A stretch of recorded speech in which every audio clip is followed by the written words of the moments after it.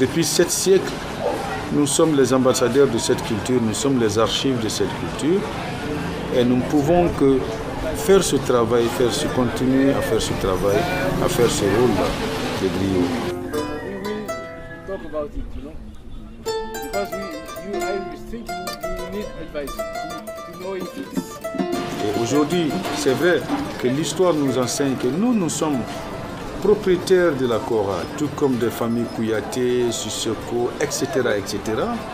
Il y a aussi de l'autre côté, vous qui venez apprendre ici, vous êtes considérés comme des amateurs de cet instrument. Donc en un mot, nous sommes tous quelque part des messagers de cette musique, de cette culture, qui est la culture mandingue, qui est la culture des griots du Mandé. Il nous a emmenés aussi faire quelques sorties à Kirina. Kirina, c'est la ville la plus importante dans le Mandé, une des villes les plus importantes, puisque tout le village est griot. C'est la ville de Djali. Djali, c'est griot.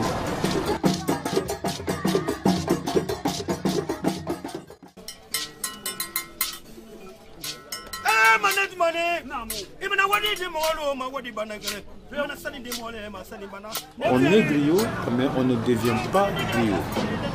Alors si ceux qui ne sont pas griots viennent apprendre l'instrument des griots, je pense que l'une des choses les plus importantes, c'est de les amener dans ce gros village des griots, qui est Kirina, pour rencontrer le chef du village, pour rencontrer la population de Kirina, et avoir la bénédiction du village, des ancêtres, pour ce rôle que vous êtes en train de faire.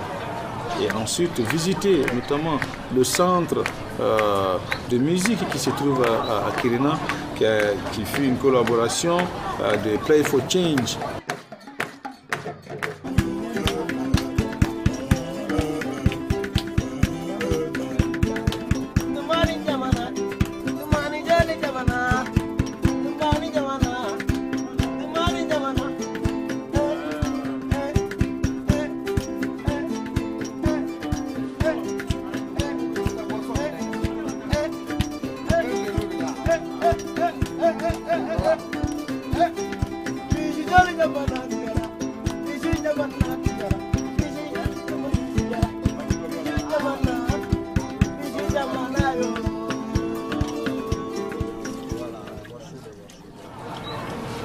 Apprendre à jouer à la kora ou le balafon ou le ngoni, ce n'est pas comme apprendre à jouer au piano ou à la guitare ou à la flûte ou au violon là-bas, non. Parce que quand vous êtes arrivé ici, vous avez constaté, on n'apprend pas à jouer à la kora sans que vous donnez les 10 noix de cola et 500 francs CFA, qui ne vaut pas 1 euro. Puisque dans l'histoire, c'était d'abord 100 kouris, quand le kouri représentait l'argent ici, la monnaie ici, donc c'était 100 kouris et 10 cola, 10 noix de cola. Maintenant, il y a le franc CFA, donc on a changé, mais en respectant, tout en respectant la tradition, l'initiation.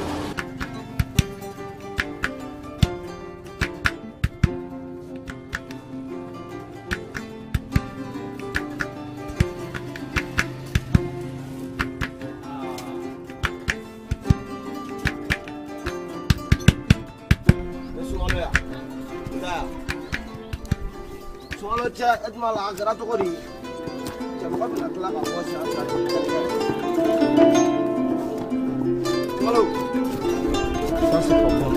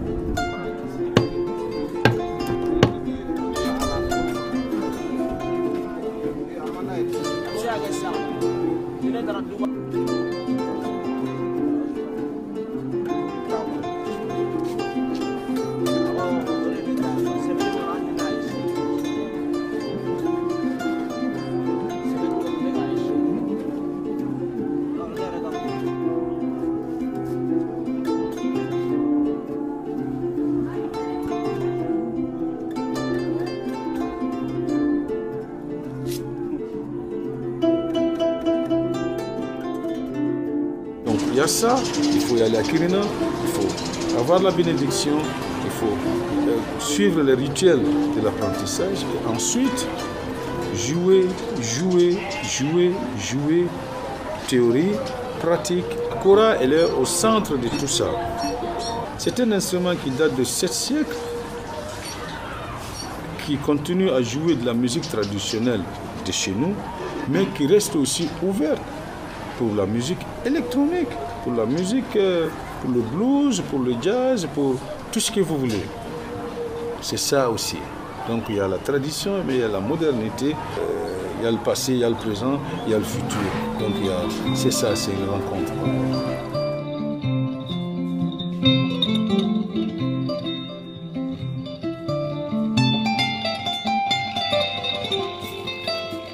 La kora, elle est unique.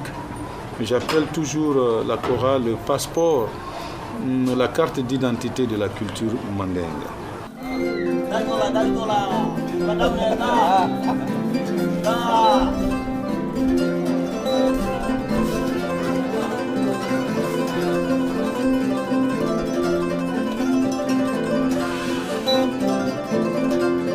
Moi, je pense que si vous voulez vraiment apprendre, connaître cette musique, c'est une musique qui a une histoire, qui a une géographie, qui a des légendes.